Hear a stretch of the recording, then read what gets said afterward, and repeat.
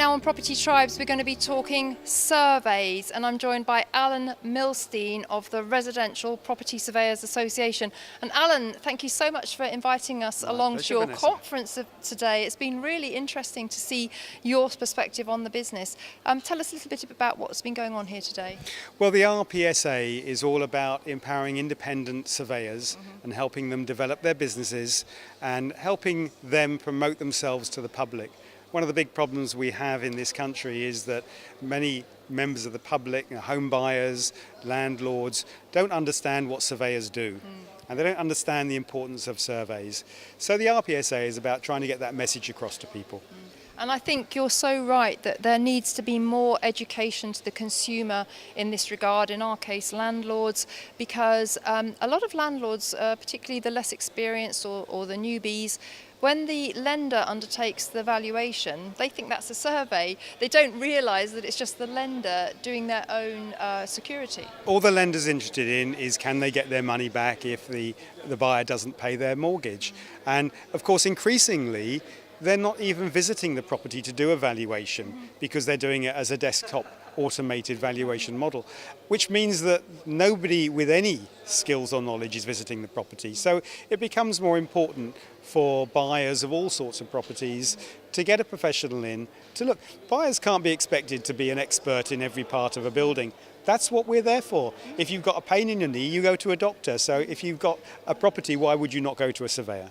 And you know, the property purchase is likely to be probably the most expensive acquisition anybody makes, and I just don't understand why more landlords don't have surveys done, because they can uncover all sorts of issues with the property, possibly subsidence, Japanese knotweed, quite serious things that need serious remedy. There's two areas that landlords have to consider. Firstly is the condition of the property. It's their investment after all, and as you say, subsidence, Japanese knotweed, electrics, whatever it might be. But also for landlords, there's the health and safety issue that they need to consider.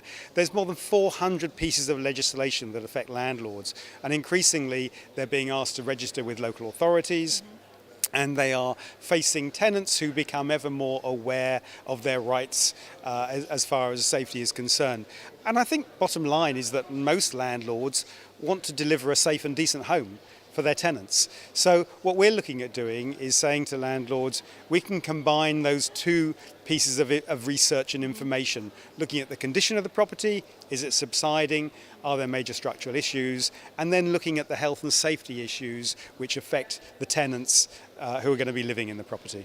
And this is the specialist landlord survey, buy-to-let survey product that you're developing? Yeah, in fact, we've just launched the product here today, and it's a specific product aimed at buy-to-let landlords. So what it does is to combine these two very distinct areas, but actually they're not distinct areas because often issues of health and safety are a function of what's going on with the condition of the building. So dampness is the big one, for instance, yes. and many cases of dampness are a combination of factors. Perhaps it's due to condensation because of a lack of ventilation, but also because the damp-proof course is not working, or there isn't a damp-proof course in an older property. So there's lots of different considerations. And what we can help the landlord do is to understand their property and then deal with those issues in a more efficient way, and if that means then helping the tenant live in a more comfortable home, then hopefully that means they're going to get less complaints from tenants and less problems to deal with. I am so pleased to hear about this product, Alan. I think it's much needed, a specialist buy-to-let survey for landlords. I think, you know, identifying problems right at the outset is also so vital, because there's going to be a cost associated with rectifying those issues, and landlords can use that as a kind of bargaining point to get get the price reduced to reflect that work that's needed. Absolutely. When they're buying the property, then the report will give them the ammunition, if you like, to help negotiate the price down, because if there's works that need doing, then they'll be highlighted. But equally, it's an ongoing process as well, so that right at the start they can be sure of the condition of the property and put right any defects.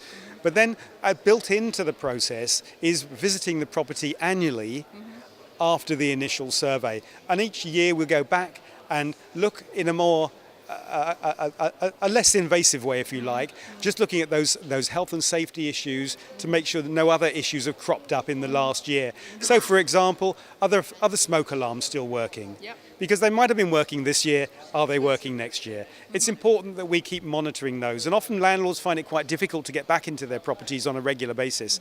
So this means that we can be checking that, which I think is very important to maintain the continuity. I totally agree, and bearing in mind that the maximum civil penalty is now £30,000, £30,000. and we're hearing of record fines for landlords. There was one actually I saw yesterday, which was 130,000 Yes. that a landlord was Yes. fined.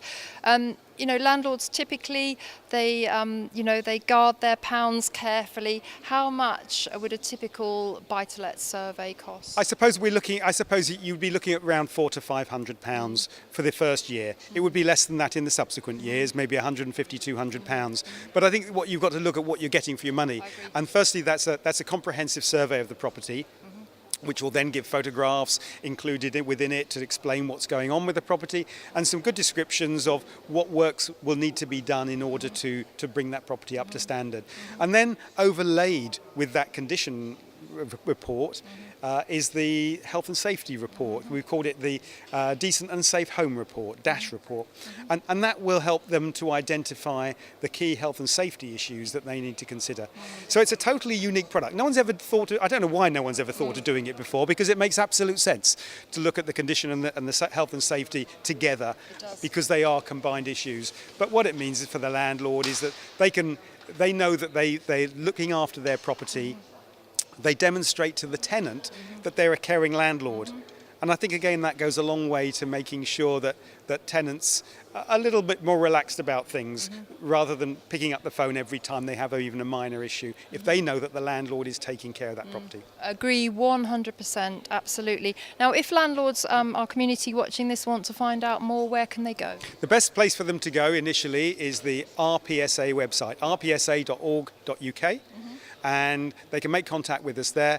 And what we have through the RPSA is a panel of surveyors around the country who we can then allocate this product. Now, it's going to be available from around about the summer. We're doing the final sort of tweaks on the design and software, and also specific training for all the surveyors. Every surveyor who does this survey is a specialist residential surveyor. That's what they focus on.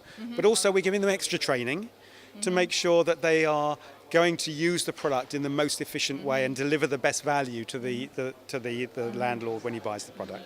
Well, I have to say, I think it's absolutely brilliant. I think that your members as well are a massive resource to landlords, and I do hope that landlords going forwards will consider working more with your members, because as we've been discussing, you can actually preempt a lot of problems. You could actually, I think, paying maybe 500 quid to find out that a property is actually not worth buying, I think that's a small price to pay. Yeah, absolutely. We can identify, there's the big issues there that are going to cause problems. If it needs a new roof on it, well, that might be another £15,000 or £20,000 which they need to consider.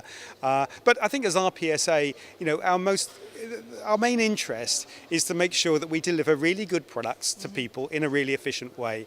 And that's what we want. We want happy clients as well. And if we're doing a good job, then we've got happy clients. Indeed. Well, we'll pop the website address on the screen right now for you. If you're interested, do get in touch with Alan and his members.